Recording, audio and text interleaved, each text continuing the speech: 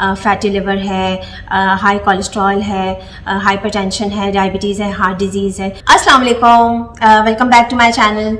आज हम डिस्कस करेंगे मेडिटेरेनियन डाइट के बारे में। अमेरिकन हार्ट एसोसिएशन और अमेरिकन डायबिटीज़ एसोसिएशन ने इसको healthiest diet of the planet recommend किया है। और जिन लोगों ने ये डाइट फॉलो की उनको जब स्टडी किया गया तो उनके अंदर मोटापा, कार्डियोवैस्कुलर डिजीज़ और डायबिटीज़ जैसी बीमारियां कम देखने को मिली। Means with the passage of time जैसे जैसे वो इस डाइट को फॉलो करते रहे तो उनके ये सारे इशूज़ रिजॉल्व हो गए। उनके शुगर लेवल्स, उनके कोलेस्ट्रॉल लेवल, उनका बीपी वगैरह सब कंट्रोल होना शुरू हो गया। ओबेसिटी उनकी कंट्रोल में आ गई। तो आज हम डिस्कस करेंगे कि इसके अंदर क्या चीज़ें अलाउड हैं और क्या चीज़ें अलाउड नहीं हैं।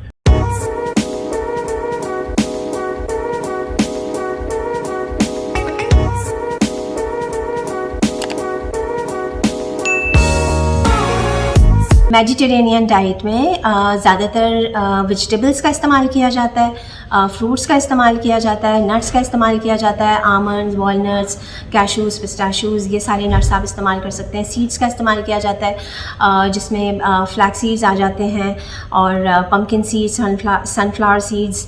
और जहाँ तक मीट की बात है तो मटन इसके अंदर अलाउ नहीं होता है और इसमें जो है वो सी फूड जो है वो ज़्यादा लिया जाता है। वीक में 2 टाइम्स तो फ़िश लेनी चाहिए और फैटी फ़िश रिकमेंड करते हैं इसके अंदर लेने के लिए।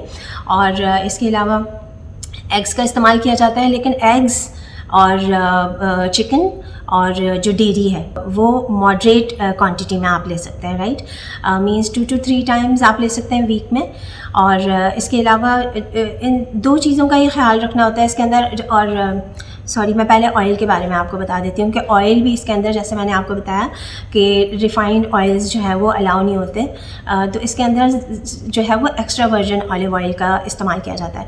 और एक और बात मैं आप लोगों को ज़रा थोड़ा सा मैं समझा देती हूँ कि एक्स्ट्रा वर्जिन ऑलिव ऑयल में भी आप कुकिंग कर सकते हैं। मीन्स ऐसे नहीं कि 2 to 3 मिनट्स के लिए अगर आप जो है वो कोई चीज़ उसके अंदर कुक कर रहे हैं तो वो आप कर सकते हैं, ठीक है।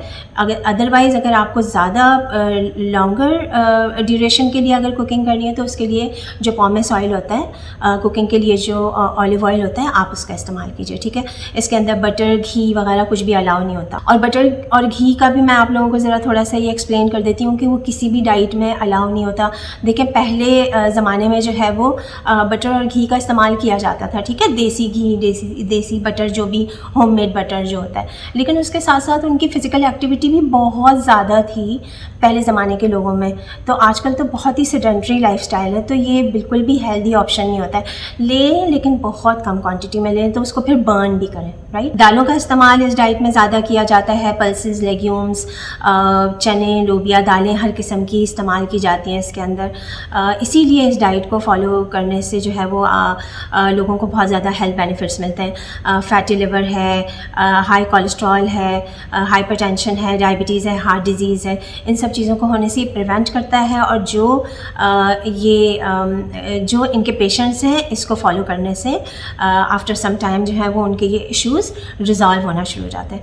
अच्छा जी, सबसे मेन चीज़ मैं बताना भूल गई, सबसे मेन चीज़ इसमें ये होती है कि स्ट्रेस लेवल कम होता है ऐसे लोगों को।